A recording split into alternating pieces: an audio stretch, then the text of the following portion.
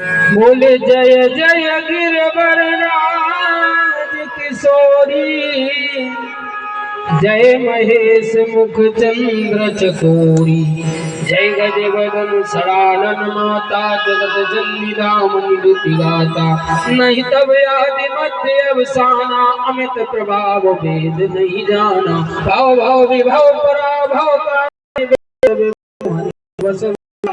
पति देवता सुती अति पितहि तब रे, महिमा अमित कहीं कहीं शेष शारदा से सुलभ फल पुरारी, देव पूज पद कमल तुम्हारे, सुर नर मुनि सब होई सुखारे, घोर मनोरथ जानऊ के, बसंत सदा और पुर सब ही के, बोले विनय प्रेम बस भई हसी मूरत उसकानी।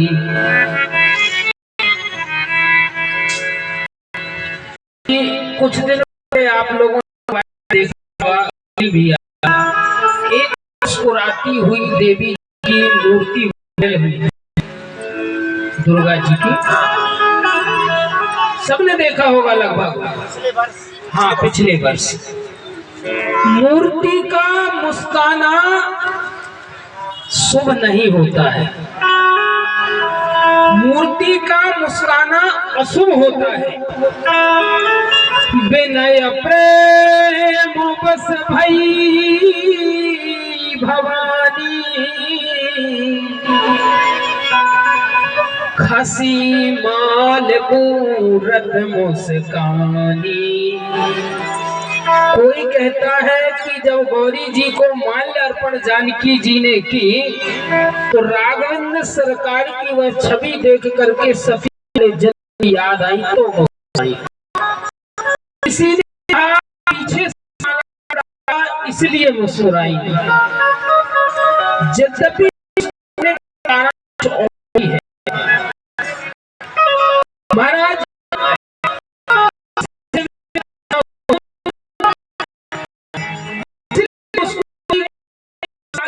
मिलेगा तो के साथ जीवन योगी के साथ है, प्रकृति है, इससे पाया। गौरी जी बर के रूप में पाना है, योगी है, योगी के साथ करो तो क्या संसारिक चल पाएगा कि? क्यों भाई, चलो थोड़ा इशारा कर, राम योगी है, क्या आप एक साधु के साथ विवाह करने के लिए तैयार हैं? एक बार सोच लो। कहा मैं नहीं समझी, कहा मैं समझा रहा हूँ, समझा रही हूँ, सुनो। तुम भी जननी मैं भी जननी, भेद कोई नहीं है, इसीलिए एक सुझाव देना चाहती हूँ। जानकी जी के जीवन की सारणी उठा करके देखना, जानकी जी के जीवन में लोक दृष्टि से कहीं सुख नहीं मिला। आज जानकी जी 6 वर्ष की है, पिताजी ने एक धनुष रख दिया है, और वो भी कैसा है, सोई पूरा कठोरा, राज समाज आज जो तोरा। और ऐसा है, इतना कठोर है, किसी की पावर नहीं है धनुष को। चलो महाराज, इस बार धनुष टूट ही रहा है तो एक बाबा जी फरसा लेके आ गए। महाराज, सारी समाज को छोड़ करके वो आ जाए जिसने धनुष तोड़ा नहीं, सबको मार डालूंगा। चलो भाई, मसले को हाथ पैर पढ़ के बनाया शुभारंभ। जिसके जीवन की शुरुआत बिगड़ जाए फिर वो बिगड़ती जाती है, और जिसकी बनने पर आए तो वो आखिरी तक बनती ही जाती है। महाराज विवाह में ही प्रारंभ हो गया। पहले तो पिताजी से लक्ष्मण जी भिड़ गए, भिड़ नहीं करने लगे तो भाई को टूट गया। जी बता रहे हैं कि जान से मार देंगे, किसने तोड़ा, सबको मारेंगे।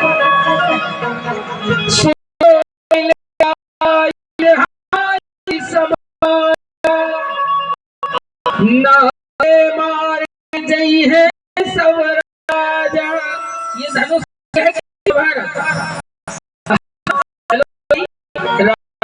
पैर पकड़ नाथ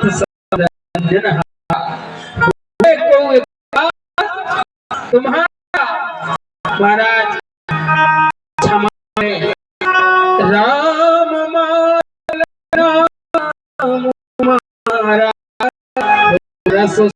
बड़ा नाम तुम्हारा। अच्छा एक बात और है, कुछ चीजें ऐसी हटके मुझे बोलनी पड़ेंगी आज, क्योंकि अभी अभी मंदिरा में बोल के आया हूँ बालकांड। सोच रहा था अयोध्या चालू कर दूं, लेकिन वो कहा यहाँ भी प्रारंभ हमने कहा बढ़िया है। 7 साल की व्यवस्था हो गई, 7 साल यहाँ 7 साल मंदिरा में, तब जाके रामायण 7 कांड होगी। अब हम करें क्या, हमारी थोड़ी प्रॉब्लम, आपकी। हम तो बोलने वाले, जहाँ से कहोगे वहां से बोलेंगे। पूरी रामायण 7 कांड, जितने टाइम जहाँ से कहोगे वहीं से चालू हो जाएगी। 3 राम हुए। कितने राम हुए? 3 राम, एक बलराम, एक राम और तीसरे परशुराम। धनुष 3, गांडी, पिनाक, सारंग। पहले राम बलराम, बीच वाले राम राम और तीसरे परशुराम। धनुष पहला गांडी, बीच वाला कौन? पिनाक और तीसरा सारंग। 3 धनुष हुए। बीच वाला धनुष, बीच वाले राम, बीच वाला धनुष टूटा कि नहीं? बीच वाले राम ने तोड़ा कि नहीं? चारों बेटों के नाम और चारों बेटियों के नाम, कहीं भी एक मात्रा कम ज्यादा है क्या? लक्ष्मण में 3.5 अक्षर, उर्मिला में 3.5 अक्षर, राम 2 अक्षर, सीता में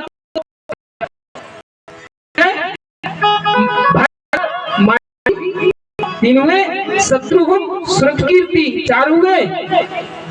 महाराज अब अयोध्या का वर्णन, अगर जनकपुर तो महाराज एक नाम अयोध्या का अवधपुर है। एक नदी है अयोध्या में जिसका नाम सरयू, कितने अक्षर? 3। यहाँ भी एक नदी है जिसका नाम है कमला। क्यों भाई? दशरथ जी के नाम में कितने शब्द हैं? दा, रा, दा, सा, रा, था। कितने हो गए? 4। राज कितने हो गए? नाम बराबर, एकदम मिलान पूरा है। बीच वाला धनुष है, तोड़ने वाला भी बीच वाला है, सारी विकृतियां बराबर की। वहां नदी के 3 नाम थे, यहाँ कमला के 3 नाम, कहीं कोई कमजोरी नहीं है। महाराज जानकी जी ने कहा मामला तो नाम से सब फिट है, लेकिन जीवन का मामला फिट हो जाए ये बड़ी बात है। कई लोग प्रश्न करने लगते, गुरु जी हमारी राशि में बताओ, तो राम की राशि और रावण की राशि तो एक थी, लेकिन एक कर्म से दैत्य हो गया और एक कर्म से भगवान बन गया। कहा योगी के साथ विवाह करोगी? चलो भाई, धनुष टूटा, जैसा भी हुआ झगड़ा। कुछ दिन के बाद अपने घर गई, 4 दिन वनवास हो गया, दर दर की ठोकरें खाई, पानी, धूप, ठंड सब सह करके महाराज चलो अपने पति के साथ रही तो वो भी सह लिया। जीवन साथी अगर सही है तो हमारा जीवन वन में भी सुख से ही कट जाएगा। क्यों? लेकिन एक दैत्य आया, जानकी जी चुरा करके ले गया, फिर विलग हो गई, फिर संकट आ गया। चलो लंका पर विजय पाई, घर आई, राज तिलक हो गया। 4 दिन बाद एक सूत्र के कहने पर 8 महीने का गर्भ जानकी जी के उदर में और राम जी ने लक्ष्मण जी से कहा अगर तू मेरा भाई है तो सुबह होते ही तेरी माँ जानकी को वन में छोड़ के आना, पलट के नहीं देखना। क्या जीवन है। मूर्ति का मुस्कुराना अशुभ होता है, मूर्ति को मुस्कुराना नहीं चाहिए। कई लोग कहते हैं आज तो हमने ऐसा पूजन किया हमारे बिहारी जी मुस्कुरा रहे हैं ना। विनय प्रेम बस भई भवानी, हसी माल मूरत मुस्कानी। महाराज लेकिन क्या करें, आज गौरी जी की कोई गलती नहीं है, क्योंकि वो विनय के में फंस गई है, बस में हो गई है, विनय से, करुणा से, भक्ति से, आराधना से। तो आशीर्वाद दे दिया, मन जाहि राचो मिलहि सोवर, सहज सुंदर सावरो, करुणा निधान सुजान शील, स्नेह जानत रावरो। यही भांति गौर असीस सुनसिय, सहित ही हर्षित अली। तुलसी भवानहि पूज्य पुनि पुनि मुदित मन मंदिर, सुनसिय सत्य असीस हमारी। पूजहि मन कामना तुम्हारी, श्री राम गौर अनुकूल। सियहि हर्ष न जाई कही, श्री मंजुल मंगल मूल। बाम अंग फरकन लगे। माताओं का जब बाम अंग फड़कता तो शुभ होता है, वो दाया तो फिर महाभारत। भाइयों का शुभ होता है दाया, और बाया हुआ तो महाभारत। तो बाम अंग फरकन लगे। महाराज यहाँ गौरी जी से आशीर्वाद मिला, राम जी पुष्प लेकर के पहुंच गए। सुमन पाई गुरु पूजा की, ओ पुनि आशीष दो भायन। जो पुष्प लाए थे वो फल बन गए तत्काल, एकदम पुष्प लेकर के गए और फल बन गए। बोले सुफल मनोरथ हो ही तुम्हारे, राम लखन सुन भये सुखारे। महाराज पूजन का आशीर्वाद दे कि जब फल सुमन लेकर के आए हो, सुंदर मन लेकर के हो, जब सुंदर मन से अगर सुमन पुष्प समर्पित किए जाएं तो वो तत्काल फल बन जाते हैं। महाराज फल मिला, वह पावन घड़ी आ रही है। सतानंद जी ने जनक जी से कहा जाओ विश्वामित्र जी को बुलवाओ। एकदम पूरा पंडाल चकाचक भरा हुआ है, कोई कमी नहीं है। देश देशांतर के राजा महाराजा आए हैं और एक पिता भगवान के चरणों में खड़ा हुआ गुहार कर रहा है। एक माँ सुबह रात्रि में 4 बजे से उठ करके स्नान करके गाय के गोबर से लीपन करती है। हे विधाता, आज मेरी बेटी का विवाह होना है, कृपा करना। आज की रात्रि अगर सुखमय निकल गई तो मेरा और मेरी बेटी का जीवन सुखमय निकल जाएगा। क्यों भाई, 2 रात बहुत भयानक होती है। एक होती है काल रात्रि जब कोई मुर्दा घर में पड़ा हो, और एक होती है मंगल रात्रि जब घर में कोई मांगलिक कार्य हो। बाकी नाच करते हैं, सब कुछ करते हैं, लेकिन जिसके घर पर बारात आती है उसके दिल से पूछना प्यारे कभी, जिसने अपनी बेटी का विवाह किया होगा वो इस दर्द को समझेगा, और जिसने भी विवाह नहीं किया वो क्या समझेगा। महाराज मैं कह रहा हूँ थोड़ा सा इस पीड़ा का एहसास मुझे भी है। मेरी भी एक प्यारी छोटी सिस्टर का विवाह हुआ। निवेदन करूं, जब तक वह बेटी घर से विदा नहीं हो जाती है तब तक ना भूख लगती है ना प्यास लगती है, बस हाथ जोड़ करके खड़े रहते हैं। और हमारा समाज इतना दूषित होता जा रहा है कि बेटी वाले को जूते की तरह समझा जाता है। जबकि आप उसके सामने कुछ भी नहीं हो, तो कौड़ी के नहीं हो, तुम भिखारी हो, वो दान देने वाला है। याद करना महाराज श्री चक्रवर्ती जी, विदाई का समय आया और श्री चक्रवर्ती जी चारों बेटियों को विदा करा के ले जाने लगे और जनक जी के पैर पड़ने के लिए दौड़े। जनक जी रो पड़े, अरे ये क्या कर रहे हो आप? मिट्टी महामर्यादा ज्ञान की ये तो मर्यादा भंग हो रही है। अरे मैं बेटी वाला हूँ, आपके चरणों की धूल हूँ, आपने मेरी बेटियों को अपनाया है, आप मेरे पैर पड़ रहे हो। श्री चक्रवर्ती जी ने कहा नहीं, मैं तो भीख मांगने वाला हूँ, तुम दान देने वाले हो, तुम बड़े हो। गोस्वामी जी ने कहा समो समधी दे हमें आजू। संबंध लोगों में, समाज में एक प्रेरणा जगाने के प्रयास के लिए रामचरितमानस है कि हम शादी ना करें। अच्छे लोग बैठे हैं, हम शादी ना करें, मैरिज ना करें, हम अगर करें तो अपनी बेटी का विवाह करें। और विवाह का अर्थ होता है जो जीवन भर उसका निवाह चलता है, निभा लेता है, उसे कहते विवाह। शादी है तो शादी है, कब तक चलेगी, कितने दिन चलेगी, इसकी कोई गारंटी नहीं है। 4 लोग जाते हैं, आजकल तो बार बार हर मंच पर बोल रहा हूँ, लोग इतना तमाशा बना रहे हैं। महाराज बेटी वाला तो मजबूर है, उसे तो अपनी बेटी का विवाह करना है, लेकिन शर्म आनी चाहिए। तो अपने घर की इज्जत बनाने ले जा रहे हो, मंच पे खड़ा करके कैसी कैसी दुर्दशाएं हो रही है। जयमाला का कहीं लेख नहीं है, कोई स्वयंवर नहीं कर रहे हो, अपनी बेटी का विवाह कर रहे हो। तुमने कोई धनुष नहीं रखा है जो तोड़ा हो उस लड़का ने, तुम माला पहनाओ।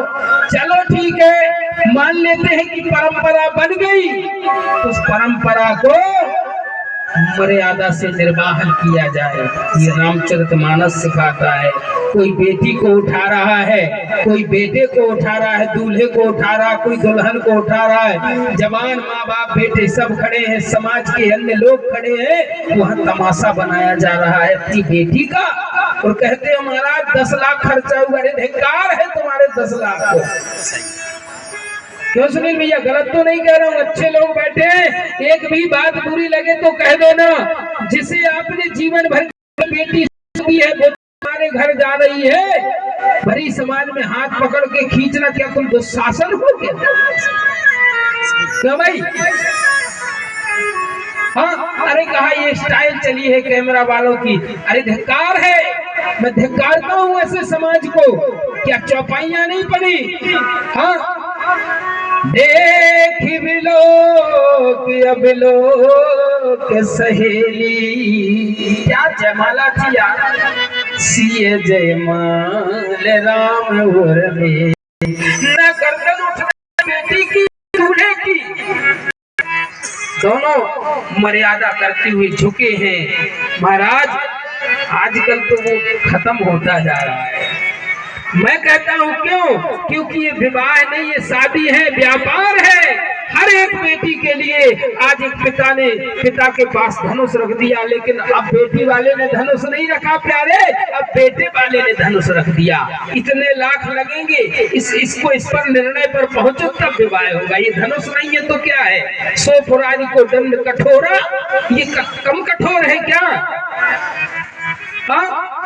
और याद रखना एक बात, नोट कर लेना, अच्छे लोग बैठे हैं, जो बेटी की शादी डिमांड से करता है और वही बेटा जब मरने के बाद बाप को फूंक मारता है, उसके लगती है वो में जाता है, इसलिए क्योंकि बेटे तो खाया, अब तुम्हारा हो बेच दिया, चंद रुपयों में बेच दिया। अरे अपने बहू मत लाना, मत लाना, 7 लक्ष्य करके आना, उस आप सुख कुछ ये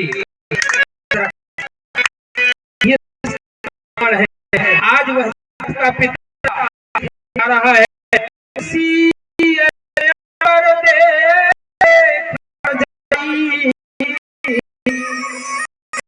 हम तो देखने जा रहे हैं, लेकिन समाज में आगे आगे क्या देखना पड़ेगा स्वामी जी।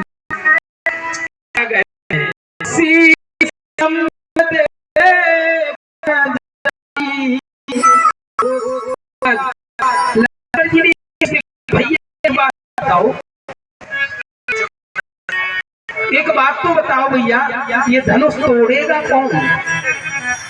इस धनुष का खंडन कौन करेगा? भगवान राघवेंद्र सरकार ने बड़ी प्यारी बात कही, लक्ष्मण ये समाज है, ये समाज, और इस समाज में इतने हजार राजाओं में करोड़ों की भीड़ में ये काम वही करेगा जिस पर कृपा भगवान शंकर की। सिय स्वयंवर देखन जाई, पुलिस काय फांदे बड़ाई। कहा वही तोड़ेगा जिस पर भगवान शंकर की कृपा होगी। और निर्णय तो पहले हो ही चुका है, जही बेरंच रच सिय समारी, सोई श्यामल बर रच बेचारी। जनक जी को पता चला कि विवाह पहले से फिट है, विवाह तो होना है, तो एक काम करो, कहा राजा साइड बनवाओ। लोगों ने कहा भी निर्णय तो हो जाने दो, तब तो राजा साइड बिठा लोगे। क्यों भाई? जब दूल्हा बन जाएगा कोई तब तो राजगद्दी दोगे उसे कि पहले ही बिठा लोगे? जनक जी ने कहा नहीं, निर्णय हो गया है और धनुष केवल मात्र दिखाने के लिए है। अब तो निर्णय हो गया है। बाबा गोस्वामी तुलसीदास जी ने मुझे बता दिया है कि राम जी के साथ जानकी जी का विवाह होगा। क्यों भाई? यही विरंचन सिय सवारी, सोई श्यामल बर रचु बिचारी। तो जनक जी ने कहा मैं भी देरी नहीं करूंगा, मेरा दामाद है कोई साधारण है क्या? हाँ महाराज, सब मंचन ते मंचय को, सब लोग बारात में जाते हैं, लेकिन दूल्हे की गद्दी अलग होती कि नहीं? राजा से जिस पर दूल्हा बैठता है, जनक जी ने तैयार करवाया। बोले सब मंचन ते मंचय का, सुंदर विसद विशाल, मुनि समेत दो बंधु बरो, बैठा रेहु महिपाल सियावर रामचंद्र की, सिंहत भयहु देख सब राजा। लोगों ने कहा यार ऐसा लग रहा है कि इनके आने से रौनक तो महफिल में आ गई है, ऐसा लग रहा है कि यही धनुष तोड़ेंगे। राजाओं ने कहा ये अगर धनुष तोड़ेंगे तो हम इनकी हड्डियां तोड़ेंगे। धरबार हो सियले चढ़ाई, ये धनुष अगर तोड़ भी दिए गलती से तो हम उनकी हड्डियां तोड़ देंगे और जानकी जी को छीन लेंगे। हे महाराज, लेकिन कुछ अच्छे लोग बैठे उस समाज में। जाकी रही भावना जैसी, प्रभु मूरत देखी तिन तैसी। कुछ अच्छे लोग हैं, अच्छे राजा हैं, जो प्रजा पालन वाले हैं, सत्यवादी हैं, सत्य धर्म को जानते हैं, ईश्वर को पहचानते हैं। महाराज भगवान को भगवान के रूप में ही देखा, प्रणाम करके साइड में लग के खड़े हो गए। महाराज सारे के सारे उठ गए। अभिमानी राजा नहीं उठे, अरे जरा से बालक है, कोई बड़ी बात है क्या? महाराज बिठाए गए। अभी तो बीमारी कुछ कम थी, लेकिन राघवेंद्र सरकार पहुंचे, बैठ गए। तो थोड़ी देर बाद 6 वर्ष की श्री जानकी जी पहुंची हैं। बोले रंग भूमि जब सिय पगोधारी, देख रूप मोहे नर नारी। कई लोग टिप्पणी करते हैं कि महाराज आप कह रहे थे, एक चौपाई है रामायण में कि मोहे नारी नारी के रूपा, पन्ने गार यह चरित उत्तरकांड की चौपाई। कभी एक स्त्री दूसरी स्त्री को देख करके मोहित नहीं होती। और दूसरी चौपाई में लिख रहे हैं, रंग भूमि जब सिय पगधारी, रूप देख मोहे नर। किसी ने कहा महाराज ये क्या है? मैंने कहा ये इतनी छोटी सी बात है, वो आदि शक्ति जगदम्ब का है कि नहीं? उसे देखकर मोहना कोई बड़ी बात नहीं है। आपकी दृष्टि में सुंदरता दिखाई दे रही है, आपकी दृष्टि में एक लड़की दिखाई दे रही है, नारी दिखाई दे रही है, लेकिन मेरी दृष्टि में आदि शक्ति भगवती न तो हम राम बल्लभ दिखाई दे रही है, वो माँ है। क्यों भाई? माँ को देख करके तो मोहित होंगे कि नहीं होंगे? महाराज, रंग भूमि जब सिय पगधारी, रूप देख मोहे नर नारी। महाराज अब तो और राजा अपना पागल हो गए कि भैया जल्दी से, अब टाइम नहीं है, 3 दिन से आके पड़े हैं, कब होगा स्वयं? हम लोग जा रहे हैं। सतानंद जी ने कहा नहीं बैठो बैठो, स्वागत चलता रहा, अब होगा आयोजन। कहा ठीक है, तो आयोजन का क्या सिस्टम है, क्या नियम है? कहा वो अभी बता रहे हैं। बोले तब वंदी जन बुलाए, बिरदावली कहत चली आए, कहूँ विदेह पन। सतानंद जी ने वंदी जनों से कहा जाओ और जनक जी के प्रण को सुनाओ। कहीं भुजा उठाई, कहा भैया सुनो, आप सब जनकपुरी में पधारे हो, ये भक्ति का दरबार है, माँ आदि शक्ति का दरबार है, आप सबका बहुत बहुत अभिनंदन, साधुवाद। महाराज लेकिन एक निवेदन है। कहा कौन सा? कहा ये धनुष रखा है कि जो इसे तोड़ेगा उसके साथ जानकी जी का विवाह होगा। कहा हाँ, तो तोड़े? बोले ना, हम हाथ जोड़ते हैं, कोई राजा धनुष के पास नहीं जाना, एक भी राजा पास में नहीं जाना। कहा क्यों? कहा आपने देखा ग्रहण पड़ता है। हाँ। कहा जब राहु चंद्रमा के पास जाता है तो चंद्रमा को निगल जाता है, तब ग्रहण पड़ता है। क्यों भाई? निगलता है ना राहु चंद्रमा को, तब ग्रहण पड़ता है। कहा जो राजा आप लोग हो, आपकी भुजाओं का बल है चंद्रमा। गोस्वामी तुलसीदास जी की उपमाओं का कोई तोड़ नहीं प्यारे। अब कह दिया ये राहु है, ये धनुष नहीं है, पिनाक नहीं है, चांप नहीं है। कहा ये राहु है। नृप भुज बल विधु, विधु अर्थात चंद्रमा, नृप भुज बल विधु शिव धन राहु, गरहु कठोर विदित सब काहू। महाराज ने कहा त्रिभुवन सहित, महाराज जो भी इस धनुष को तोड़ेगा त्रिभुवन विजय कहलाएगा और जानकी जी को पा जाएगा। महाराज ने कहा कहाँ का राहु? राहु सड़ा हुआ धनुष है, इतने सालों का पड़ा है, राजाओं को ये पड़ा कि सबसे पहले मैं दौड़ जाऊं। उन्होंने बंदी जनों ने कहा नहीं, एक एक जाएंगे। महाराज कैसे उठ रहे हैं? आप लोग गमछा डाले हैं गले में, डाले काकन भैया। जब कुछ काम करने के लिए जाते हैं तो कमर में पहले बांध लेते हैं कि अब उठाऊंगा 1 क्विंटल का वजन, देखा मेरे को। महाराज राजा उठ रहे हैं, बोले पर कर बाधी गमछा उठे अकोलाई, उठे गमछा अपना निकाला, कमर में कसा, ठग लगाए और पहुंच गए। का हम धनुष तोड़ेंगे, हम तोड़ेंगे।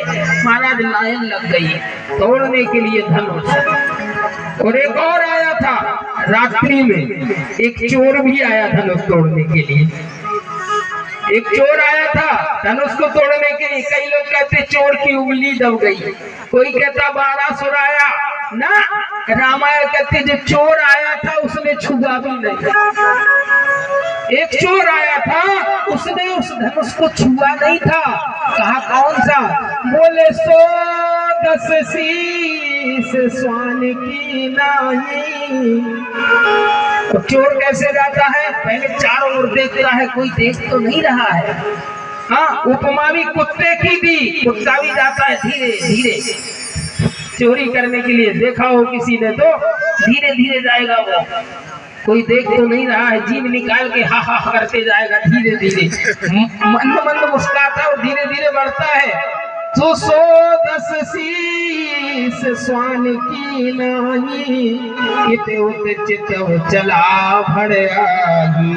गया धनुष के पास और महाराज धनुष पर बैठे हैं साक्षात भगवान शंकर, हाथ लगाने लगा। धनुष से आवाज आई, अगर हाथ लगाएगा तो जल करके अभी 1 सेकंड के अंदर राख की ढेरी हो जाएगा। याद रखना, इस धनुष को छूना मत, अगर छुओगे तो अभी मर जाओगे। जानते हो, याद कर लेना, कामदेव की एक राख का ढेर लगा होगा, रास्ते में मिला होगा, वो मेरी कृपा है। तू मेरा शिष्य है इसलिए चेतावनी दे रहा हूं, नहीं तू तो कब का मर जाता। गोस्वामी जी ने लिखा, रावण बाण छुआ नहीं चापा, छुआ तक नहीं रावण ने। और महाराज चला गया, लेकिन भगवान शंकर को वार्निंग देगा कि याद रखना, जानकी जाए कहीं भी, लेकिन एक बार लंका जरूर दिखाऊंगा। महाराज पर कर बांध उठे अकुलाई, वो चले इष्ट देवन से, अपने अपने इष्ट को है विधाता, आज जिंदगी का सवाल है, आज इतना बल हमें दे दो, इतना बल दे दो ताकि मैं जानकी जी को अपनी जीवन की संगिनी बना सकूं। हे महाराज, अब देखना, एक राजा गया, दूसरा राजा कहता है, हे भगवान, कहा गणेश जी ये धनुष टूट जाए हम 5 किलो लड्डू चढ़ाएंगे। दूसरे ने कहा इससे धनुष ना टूटे हम 11 किलो चढ़ाएंगे। महाराज जितने जाते हैं सब बढ़ाते जा रहे हैं, वो कह रहे 999 राजा कह रहे धनुष ना टूटे। तो भगवान ने कहा यार इतने सारे लड्डू मिलेंगे, वोट बैंक ज्यादा है, तो एक काम करो 999 की मानो। और एक कह रहा है कि हम अकेले, एक की बात छोड़ो 999 को देखो। महाराज धीरे धीरे करके सारे राजा परास्त हो गए। बोले तिल भर न सकही हिलाई, तोड़ना तो दूर की बात है, तिल मात्र भी धनुष को हिला नहीं पाए। आपातकालीन एक पार्लियामेंट बिठा ली गई, मीटिंग इमरजेंसी, सब राजा एकत्रित हुए, बोले सुनो भाई अब आ गया है समझौते का समय। और समझौता कैसे किया जाए? कहा समझौता ये है कि मिलकर के हम उराप धनुष को तोड़ देते हैं, और धनुष जब टूट जाएगा तो निर्णय बाद में हो जाएगा। मतलब कुल मिला के धनुष टूट जाएगा तो 999 को तो मरना निश्चित ही है, अब एक जो बच जाए। आपातकाल मीटिंग में निर्णय हुआ कि चलो एक साथ 10,000 राजा चलते हैं। बोले भूप सहे सदस्य कहीं 12, आगे आइए सतपुर साहब, आगे आइए, आगे आ जाओ, वहां रास्ते में मत बैठो, आ जाओ अखिलेश जी, आओ। बोलो राघवेंद्र सरकार की। बोले भूप सह सदस्य कहूँ 12, वो लगे उठावन डरही ना। 10,000 राजा। किसी ने प्रश्न किया महाराज एक बात बताओ, धनुष इतना बड़ा था कि 10,000 राजा लग गए? हमने कहा ये जनकपुर है भाई, यहाँ सब संभव है। कहा कैसे? गोस्वामी जी ने कहा तुमको पता नहीं है, जानकी जी की जब बारात आई जिसमें 1.25 लाख बाराती थे, उस 1.25 लाख बारातियों के लिए एक एक महल दिया गया था। ये जनकपुर है, 10,000 की बात कर रहे हो।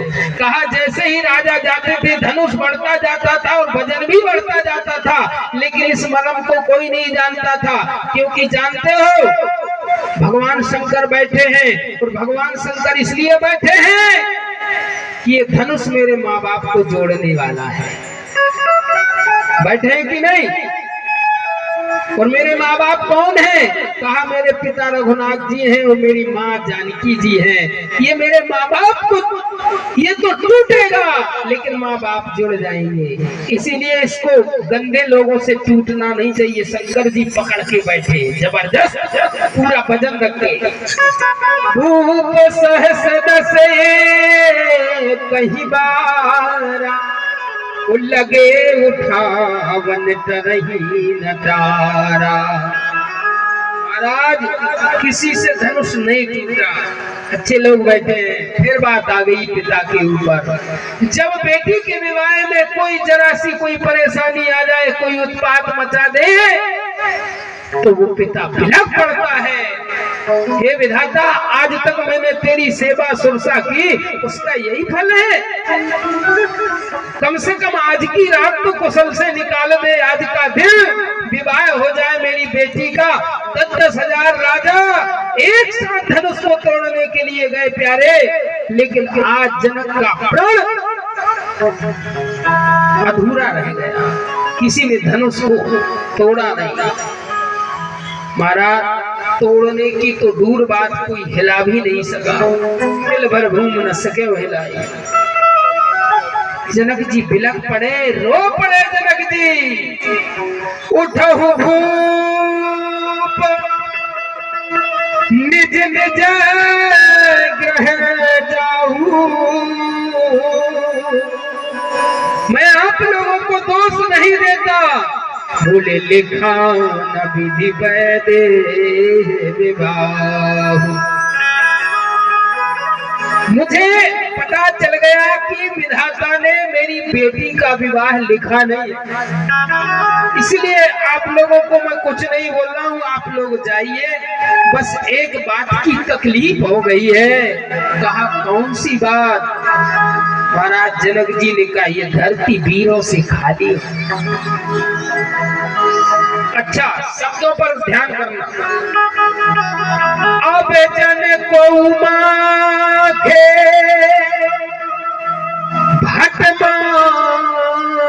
भटमानी, वीर विहीन मही में जानी।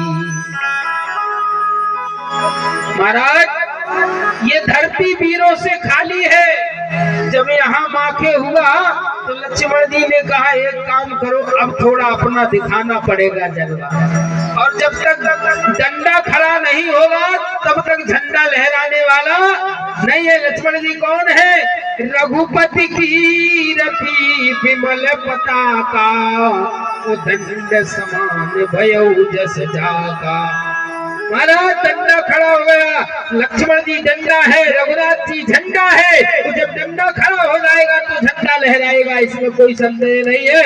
जब जनक जी माखे हुए क्रोध में, अब जन को माखे भटमानी, जब ये माखे हुए तो कहा जब माखे की बात आ गई है तो अब शांत नहीं बैठूंगा। महाराज माखे लखन कुटिल भई भोहे। लक्ष्मण जी ने कहा जनक जी शांत रहो, बहुत ज्यादा बोल दिया, आपको शर्म आनी थी।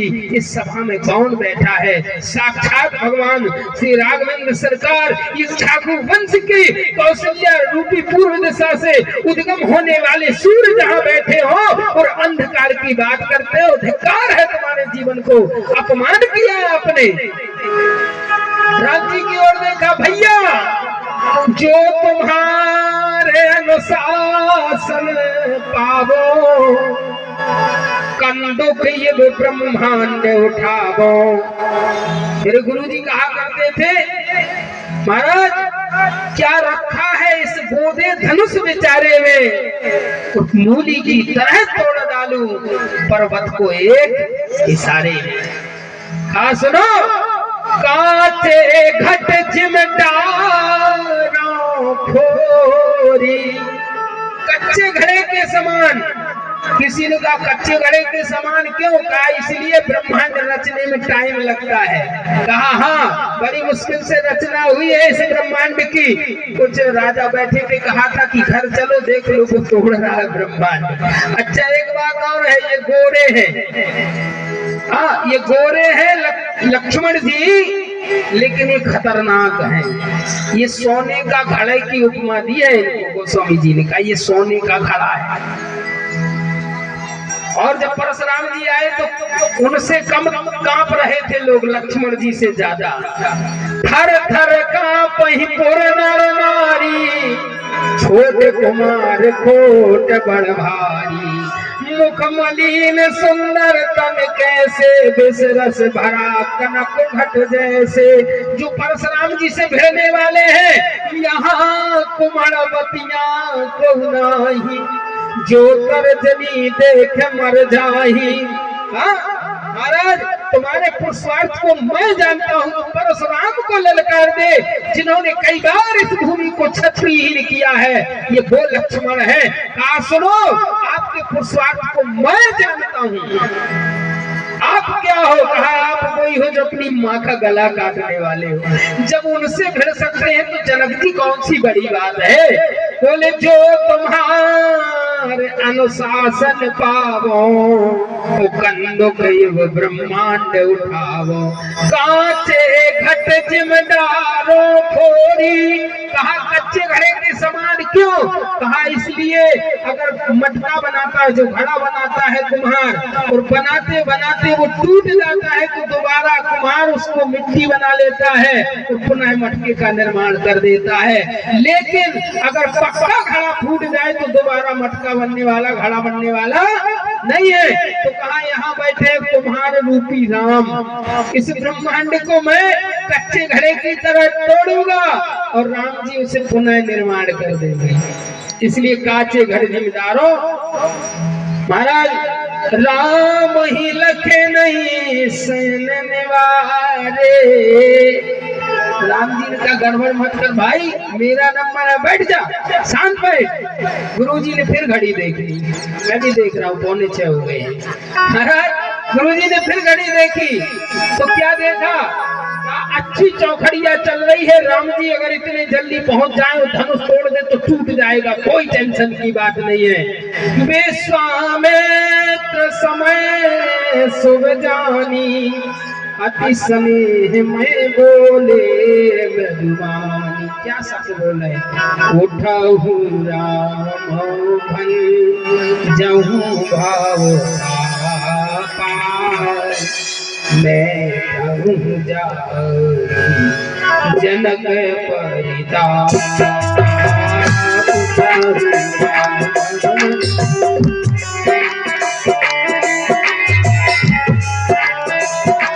आवाज बहुत ज्यादा पकड़ रहा है अभी अभी भैया, बोलने में पकड़ रहा है।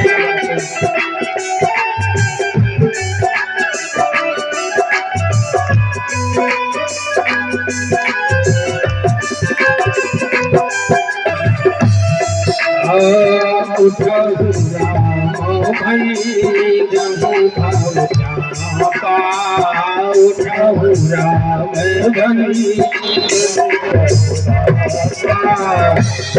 प्रभु जनक परिताप।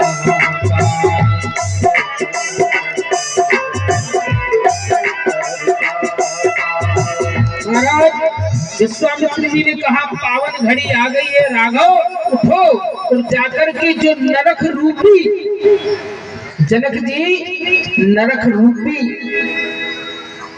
पश्चाताप में जल रहे हैं, जाकर के उससे भाव से बाहर निकालो। उठो। राम जी उठ रहे हैं। अभी कैसे राजा उठ रहे थे? गोस्वामी जी क्या लिख रहे थे? बोले पर कर बांध उठे तोलाई, उस चले इष्ट देवन शरणाई। लेकिन हमारे राम जी कैसे उठ रहे हैं? बोले सहज ही चले। शब्द पलट गए ना, अहंकारी राजा और राम के। बोले सहज ही चले सकल जग स्वामी, मस्त मंजो मृदु गुंजर गानी। राम जी इतने सहज सरल चल रहे हैं, नीचे सिर करके, जैसे एक मत वाला हाथी चलता है। ये राम है। हनुमान जी महाराज की जय। कुछ दानदाताओं के